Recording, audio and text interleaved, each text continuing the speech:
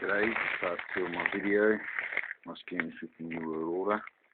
I hope you enjoyed the first one. This starts to get freaky in this one. Full part 1 was freaky, this part gets real weird. Oh, here we go. After the first incident, I was released from the asylum. I got a job, tried to get on the best of my life at a bakery. I lived in Cottesloe at the time.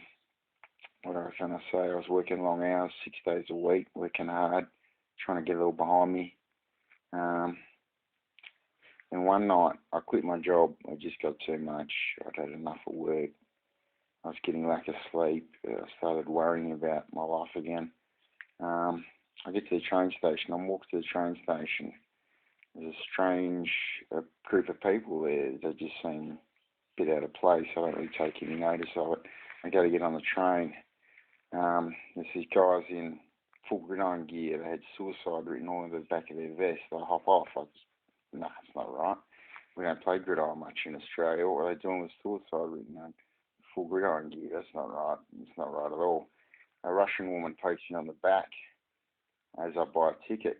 I hadn't bought a ticket at this stage. I remembered to buy one. She asked me for $2. I say, no, I don't have it. This woman's huge. She's got gold all over her fingers. She's poking me. I say, no, I don't have it. I don't have it again. You know, she looks like she's got 10 grand worth of gold on each finger. What's going on here? As I go up the escalator, I start to walk away. You know, I start thinking this is like a bad dream or something. I start to walk away. A Russian, not a Russian guy, but a Japanese guy with braces smiles at me, dressed in a suit, showing his braces. He kind of looked like Jaws off a James Bond movie or something. I get up and ask, at the top of the escalator, I ask the guy for a cigarette. He starts questioning me, all these intense questions, like, what are you doing here? Why? And just all this crap. And it's like, where am I? What's going on? Why are all these people doing this to me? You know? So I asked the train station guard, you know, can you please get me out of here? This isn't good. And he says, mate, why don't you just have a drink or something, relax. So I think, fuck to myself, mate. I'm done if I hang around here. These people aren't here to help me. If I hop on that train, there's the gridiron dudes. If I walk over there, the other people are going to follow me. There's a large group of them by now. They're all staring intensely at me. So what I did, I just bailed up the security again and said, please, take me home. So they could see I was quite distressed by this stage. And they took me to my mum's house. I didn't want to go back to Cottesloe because it was a wealthy suburb, and I thought, nah, they could already have me that sorted right out. So I went to my mum's to throw them off.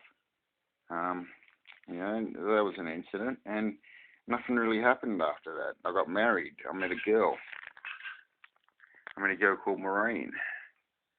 Yeah, we got married. We had 2 kids. Things were good. She had a bit of a mental illness, though. She had a lot of problems. And she took an overdose of medication prescribed to her called olanzapine. Her mum had died previously, so we got an inheritance. So we just bought a new house. And things were going well. We just had our second kid, and she died, unfortunately.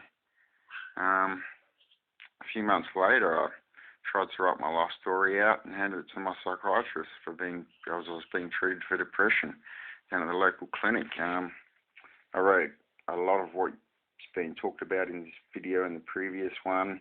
I wrote it all down, a bit about religion, other stuff as well, prophecy, and what I thought of the world. And he told me to be very careful, my psychiatrist, of what I wrote. He said, mate, we're going to have to keep you in hospital a couple of days. So I said, no worries.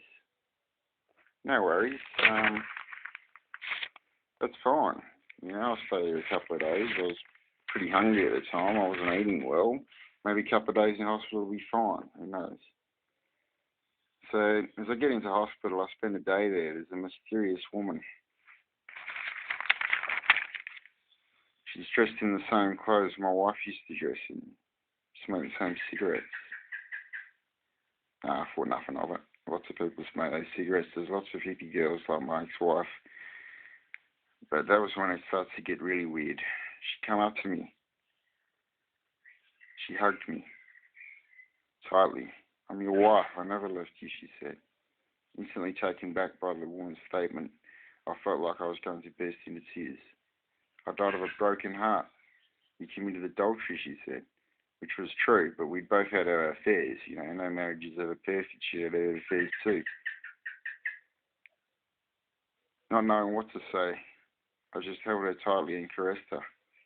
I spent the most part of the next 24 hours talking to her. She seemed confused about her identity and difficulty of her memory, as she remembered things like the last place where they made love, where objects were in their house, where they bought furniture. She turned and asked myself, do you ever think Hitler was a good man?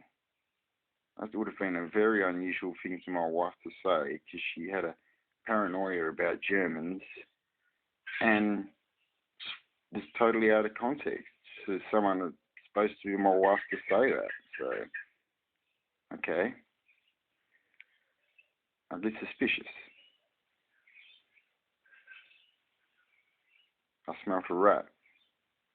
I noticed her winking at a suspicious-looking nurse, and one of the doctors was apparently her boyfriend. Was angry at her now and yelling at her. One of the other patients, who was severely disabled, started talking about his life, but not his memories, my dead brother's.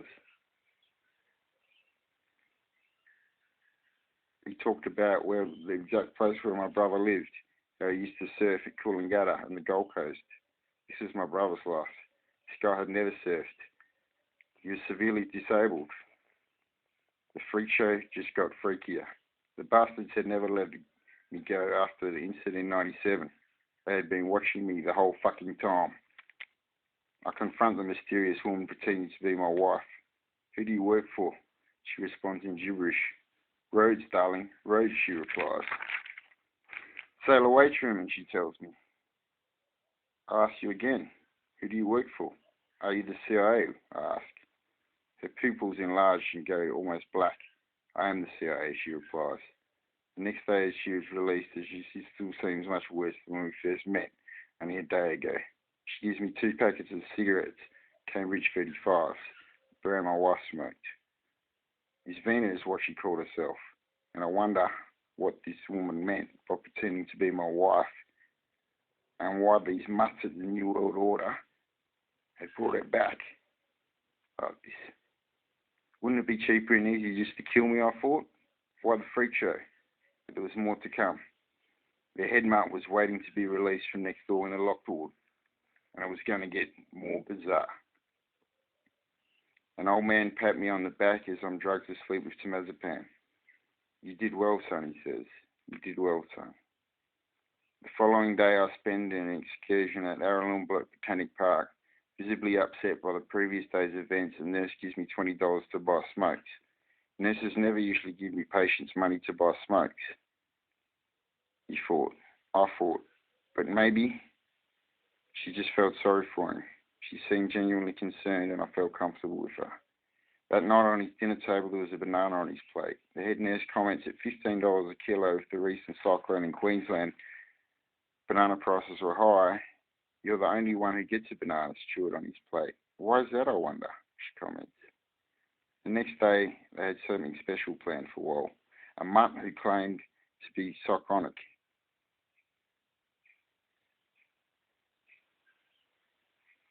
He had a huge wound down the middle of his head held together with staples.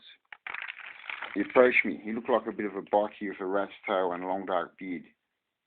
His presence an old lady might find intimidating, but I had dealt with these types before and was not worried. He said, among other things, all you want, son, is the good life, Mr. Wallace. The house, the car, the woman. The Rothschild cap he put on made me suspicious. How about we trade places, Mr. Wallace? He says, I'll wear your crew cap, which I wore, and you wear my Rothschild cap. An associate of his pulls out, must be a wad of at least 10 grand, and hands it to him. He hands me a 50. Later, he hands me odd notes, like the job pays well, Operation Braveheart, women's phone numbers. In the meantime, after the associate had left, he asked me, are you scared? You should be. That guy's a psychologist on a lot of people. Another associate of his arrives the next day. He claims Scott, the guy's name, is psionic and can teach me to be psionic as well. Scott tells him about our plan to trade places, which he dismisses as a very bad idea, which I had no idea of going through it anyway, because I had no intention of becoming a stooge of the international banking fraternity,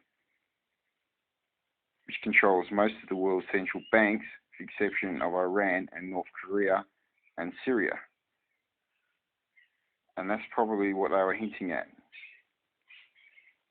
Scott tells him that these people, the other patients, are heading to the meat market. What we need, Mr. Wallace, is a new world order, he says. No new world order in history has ever ended up in anything in flames, I thought, but I was tired and could not be bothered arguing the point. This guy had obviously been experimented on and brainwashed his whole life. I win $50 at the casino and pay him back his money. There's no way I was taking a bribe from the New World Order. It would have been the wrong message to send. Besides, they was my sworn enemy, and I blamed them for a lot of the weird shit that had happened in my life. And by jingo, the plot had thickened. The next day, I went before my doctor and nurse. I mentioned nothing of the strange events that had taken place. Both my doctor and nurse fidget nervously as they announce I'm released, 5 days after I'm put in. That's part 2 of my story. There's even more to come. Thank you.